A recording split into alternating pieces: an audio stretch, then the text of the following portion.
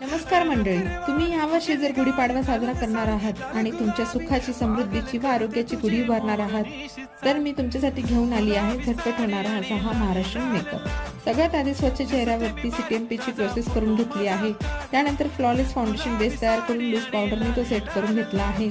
Base set करून झाल्यावर contour आणि ब्लशरने चेहऱ्यावरचे फ्लॉज आणखी सुंदर दिसावं म्हणून मी ते अप्लाय करून हायलायटर देखील लावून घेतला आहे।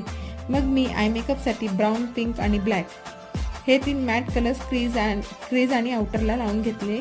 त्यानंतर मी शिमर कलर अप्लाय करून फेसेस कॅनडाच्या जेट ब्लॅक काजळ लावून घेतला आहे। त्यानंतर आय मेकअपला पूर्ण करण्यासाठी मी आयलाइनर आणि मस्कारा अप्लाय केला व पूर्ण मेकअप लुक कंप्लीट करण्यासाठी लिपस्टिक देखील 2 शेड्स मध्ये लावली आहे।